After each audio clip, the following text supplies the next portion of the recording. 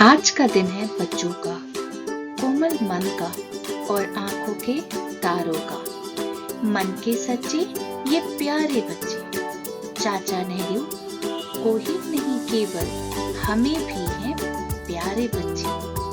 हम शिक्षकों की पहचान हुआ, भेज रहे हैं गुलदस्ता दुआओं का, जो महका दे आपका जीवन। हमारे सभी प्यारे प्यारे छात्रों को बाल दिवस की हार्दिक बधाइयाँ एवं शुभकामनाएं। नमस्ते, आप सभी को बाल दिवस की हार्दिक शुभकामनाएं। बाल दिवस प्रतिवर्ष 14 नवंबर को मनाया जाता है।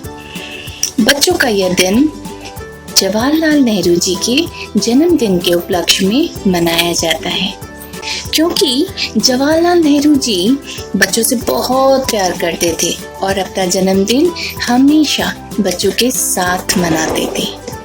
उनका मानना था कि बच्चे देश का भविष्य होते हैं और उनके विकास के लिए हमेशा हमें प्रयास करना चाहिए। बच्चों, जीवन में आगे बढ़ने के लिए हमेशा दो चीजें बहुत महत्वपूर्ण होती हैं, एक आपकी मेहनत और एक बुद्धि से कार्य करना। तो जीवन में जब आप बुद्धि से कार्य करते हैं, हमारा कार्य कितना सरल हो जाता है। तो आज आपको गणेश जी, जो बुद्धि के दाता हैं, उनकी कहानी के द्वारा कुछ ऐसे ही तथ्यों के बारे में समझाना चाहती हूँ। तो आइए सुने और देखें गणेश जी की रोचक कहानी। बच्चों, एक बार की बात है, सभी देवता शिव जी और माता पार्वती के पास आए।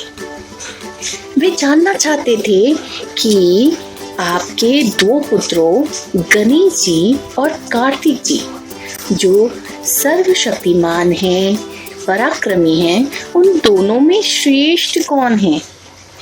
तभी नारद जी नारायण नारायण कहते हुए आगे आते हैं और वे एक प्रस्ताव रखते हैं कि प्रभु, यदि आपकी आज्ञा हो तो हम एक प्रतियोगिता का आयोजन करते हैं गणेश जी और कार्तिक जी के बीच। सभी तैयार हो जाते हैं, प्रतियोगिता शुरू होती है और प्रतियोगिता थी कि ब्रह्मांड का 3 चक्कर लगाकर जो सबसे पहले आएंगे वही विजयी घोषित किए जाएंगे।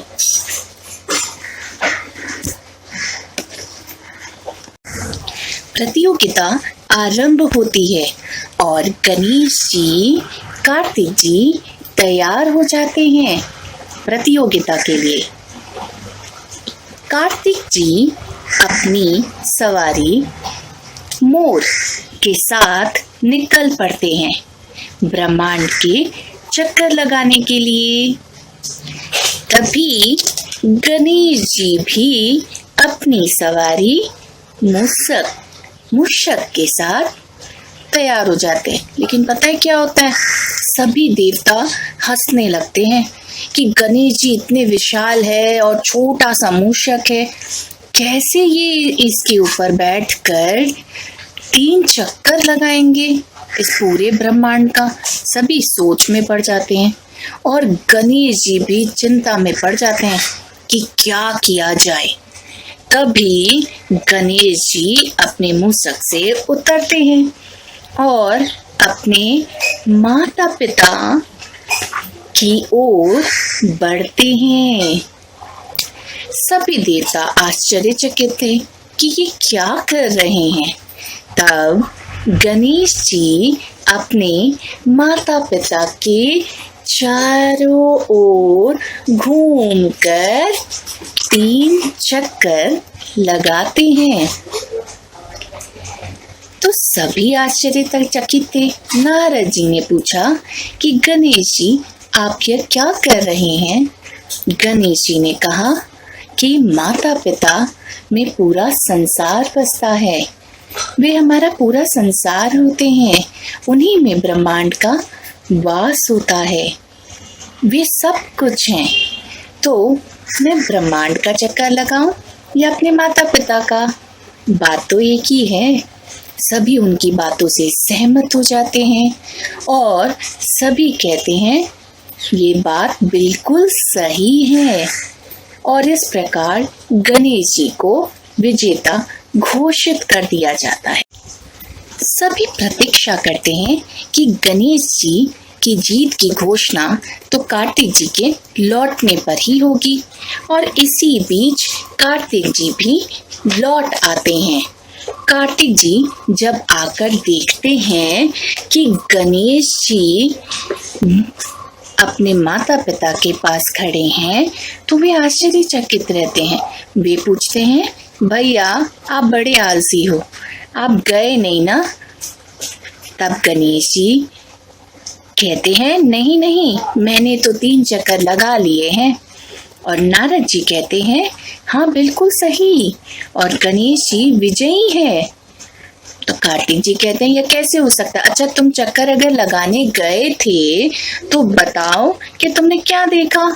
गणेश जी कहते हैं, मैंने महासागर देखे, महाद्वीप देखे, हिमालय की सबसे ऊंची चोटी देखी, सबसे बड़ी नील नदी देखी। अच्छा बस मैं समझ गया। मैं तुम्हें प्रणाम करता हूँ, तुम सही में विजयी हो। और दोनों एक दूसरे के गले मिलते हैं और इस प्रकार गणेश जी की जीत होती है।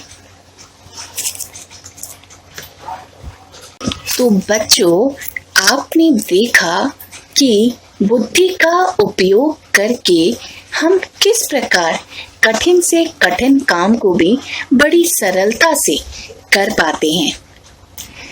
आप सभी से हम यही उम्मीद करेंगे कि जीवन में आप खूब आगे बढ़ें, बुद्धि का उपयोग करें और अपने माता पिता का सदा सम्मान करें, उनकी बातों को सुनें, क्योंकि उन्हीं में पूरे संसार का वास है और वे ही आपके सबसे बड़े गुरु हैं। धन्यवाद।